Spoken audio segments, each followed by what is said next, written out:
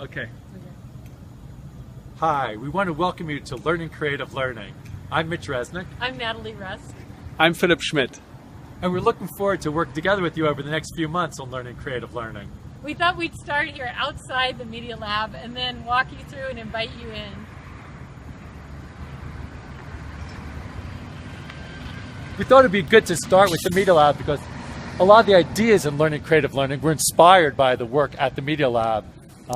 The Media Lab is a place where people are constantly developing creative new technologies and exploring how people can use technologies to express themselves new ways and understand the world in new ways. So let's go inside.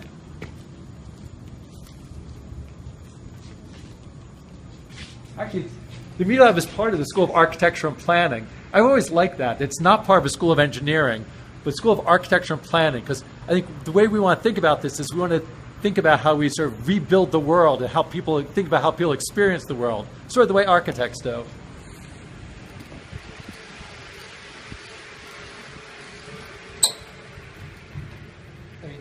Right as you come in, you start to see Media Lab projects right away. This structure here was created by Neri Oxman's research group, the Mediated Matter group. And the structure was created by thousands of silkworms, and it fits with, in Neri's group, they're looking at the intersection between the biological world and the digital world, of how we can be inspired by the organic world as we develop new technologies. And as I understand it, they first looked at how silkworms build things, and then they used a CNC machine to build the basic structure, and then let thousands of silkworms here, and every day when we walked in, we could see them on this structure, and there was a little canopy around so that you wouldn't get silkworms on you when you walked by. I mean, some were trying to get away, usually along the lines. I mean, for me, one thing that connects this with the Media Lab spirit and Learning Creative Learning is the way it mixes together art, design, science, and technology. And I think a lot of times the most creative experiences bring together all those fields and cut across the different disciplines.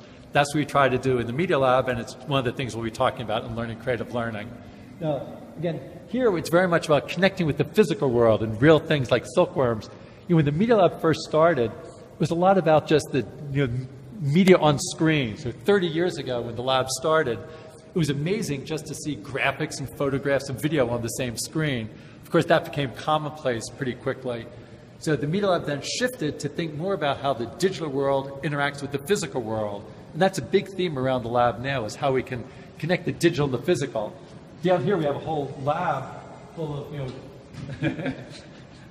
there's some of our newest graduate students. They get younger every year. So here's our machine shop, and they focus on new types of personal fabrication.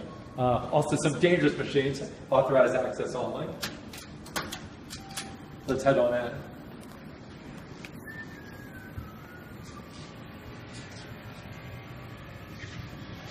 So there's a wide range of machines here. Like there's a water jet cutter that sort of can cut through all sorts of different things, and you can write programs to describe exactly how you want to form the things that you're cutting through. An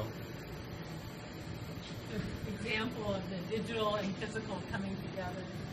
Now, of course, this is very high-end equipment. I think one thing we see that this type of equipment is becoming more accessible and more affordable all of the time. I think that's a big part of what the maker movement is about, is taking some of these types of capabilities that used to only be at places like the Media Lab, and now everyone can get access to be able to mold their own world through do-it-yourself personal fabrication. So early on, the whole Fab Lab concept with Neil Gershenfeld's group started making personal fabrication more available at sites around the world. And in a way, that's actually a nice similarity to our course, right? Like he had this equipment here, and he decided that more people should have access to it. And in the same way, we're looking at reflecting on kind of the learning principles inside the Media Lab and hoping to open that up a little bit. Yeah. I think the best way to get a sense of the Media Lab is to look in some of the labs. So let's go upstairs and look at some of the different research groups.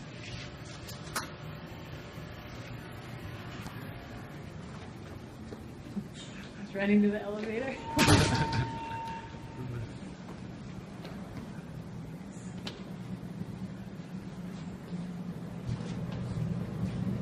So the Media Lab has like a couple dozen research groups, and they're scattered through the building. And oops. you can hear the elevators don't know where you want to go. We have to remember to push the buttons. I forgot about that. So we're going up to the 4th floor where my research group is. I'll get a sense of the lab.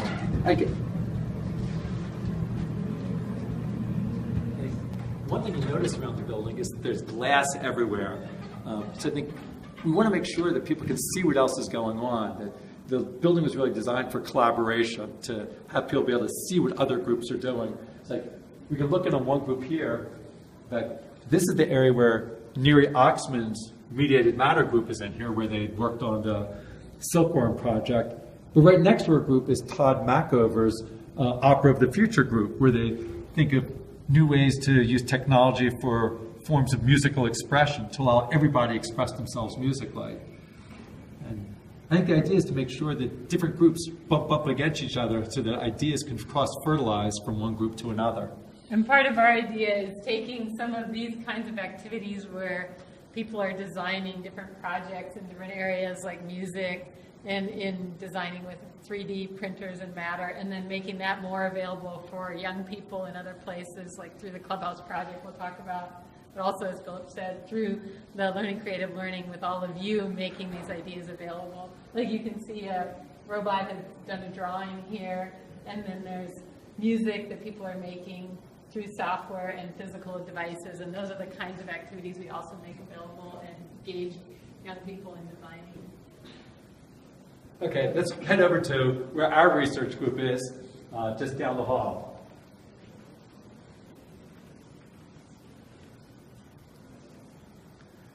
And this is a big part of the Media Lab ecosystem here as well, right? The 3rd floor atrium where students hang out, and actually we know those guys down there. And they play ping pong and they work on their projects. Yeah, and I think that form of informal interaction is a big part of the learning process. Too often when people think about education and learning, they think about sitting in classrooms, but for us, a big part of the learning process is informal interaction where people are sharing ideas, working together.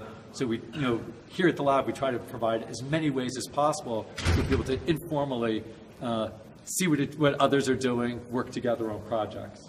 Yeah, and it seems like the projects and the play are not that separate. Like that ping pong table, often it has a whole bunch of sensors underneath, and there's often a video that reacts to the ping pong ball coming down. So, and even in the classes, like you said, it's very project-based as well.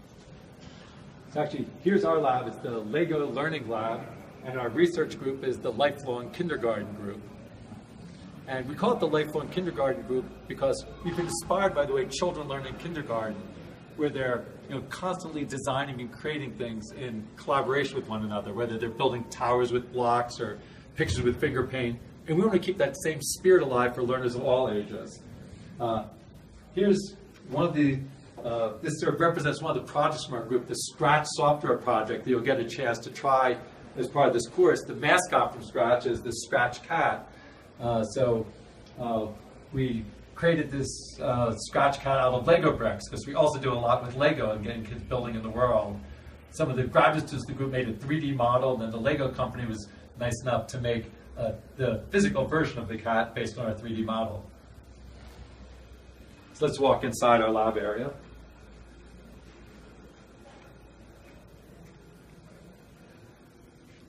We can see examples of a few other projects from the group. Some of the graduate students in our group, Jay Silver and Eric Rosenbaum, developed a Makey board that lets you turn anything into a musical instrument.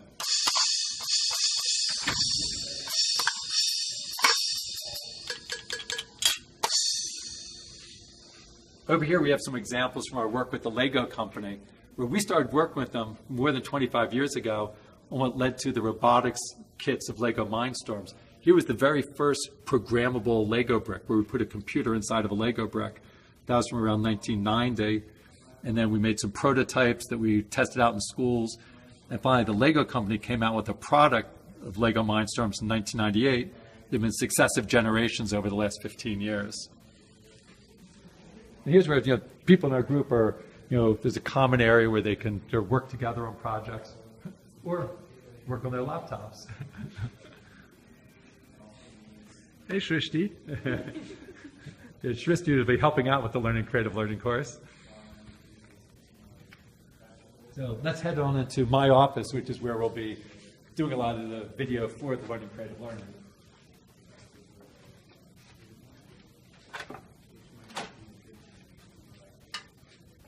This is going to be our command central for the online course. So we look forward to talking with you from here over the next few weeks and sharing ideas, and looking forward to hearing from you as we work together on learning creative learning.